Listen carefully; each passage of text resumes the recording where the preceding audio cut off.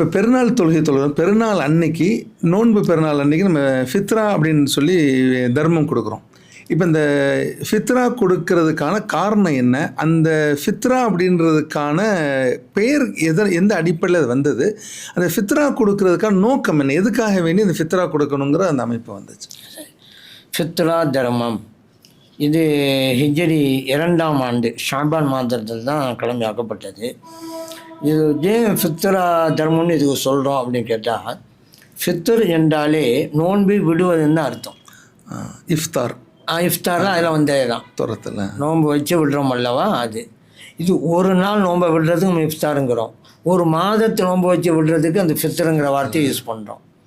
அதனால தான் நோன்பு பெருநாளுக்கு ஈதுல் ஃபித்ரும்பாங்க. நோன்பு வச்சு விட்டுட்டு பெருநாள் கொண்டாடுறோம். ஃபித்ர் என்றாலும் நோன்பு விடுவது தானே. இஃப்தார்ன்றா அந்த பகல் வைத்து நோன்பை விடுறது. ஆனால் ஃபித்ருங்கிறது ஒரு மாதம். ஆனால் ரெண்டுக்கும் அந்த அர்த்தத்தை சொல்லலாம். நாம் யூஸ் பண்ணுறத வச்சு தான் சொல்கிறேன். அதனால் நம்ம ஒரு நாள் பகல் நோன்பை விடுறதுக்கும் ஃபித்ருங்கிற வார்த்தை யூஸ் பண்ணலாம். ஆனால் இங்கே ஈதுல் ஃபித்ர், ஃபித்ருடைய பெருநாள் அப்படி நம்ம சொல்கிறது, ஒரு மாத காலம் நோன்பு வைத்து அதை விட்டு விட்டு பெருநாள் கொண்டாடுகிறோம். ஃபித்ர் என்றால் நோன்பை விடுவது தானே. அதனால தான் அந்த பெருநாள் என்று வழங்குகின்ற அந்த தர்மத்திற்கு சதகத்துல் ஃபித்ர். ஏன்னா ஜக்காத்துல் ஃபித்ருன்னு சொல்லுவாங்க.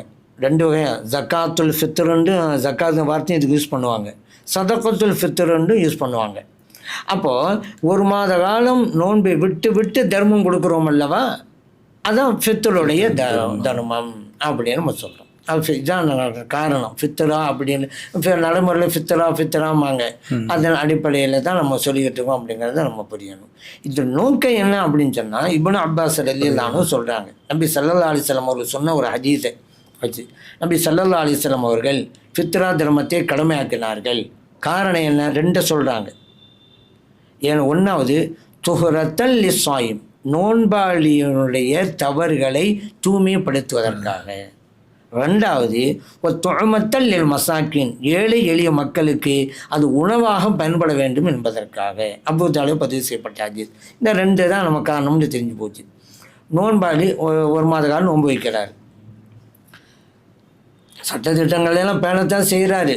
ஆனால் இவரையும் அறியாமல் தவறான பார்வை, தவறான பேச்சு, ஆனால் தவறான பேச்சு தான் ஹஜ்ஜில் வருது. தவறான பேச்சுக்கள் பேசியிருக்கலாம், மற்றவருடைய உள்ளம் புண்படுற மாதிரி பேசியிருக்கலாம். அப்போ அது குறை தானே. அந்த குறைகளை அகற்ற வேண்டும் என்பதற்காகத்தான் இந்த தர்மம். ஏழை எளிய மக்களுக்கு நீங்கள் உணவு கொடுங்க, அது மூலம் நீங்கள் செய்த அந்த தவறுக்கு பிராயச்சித்தமாக இதை ஆக்கிக் கொள்ளுங்க அப்படிங்கிற அடிப்படையிலே தான் இது அமைக்கப்பட்டது. அதனால தான் இமாம்கள் இது இந்த ஃபித்ரா தர்மத்துக்கு ஒரு உதாரணம் ஒன்று சொல்லுவாங்க. தொழுகையில் சஜிதா சவு மாதிரி அப்படிம்பாங்க. தொழுகையில் ஏதாவது குறை வந்துருச்சு, அதை நிவர்த்தி பண்ணுறதுக்கு சஜிதா சவு செய்கிறோம்ல, 2 சஜிதா, அந்த மாதிரி தான் ஃபித்ரா தர்மம்.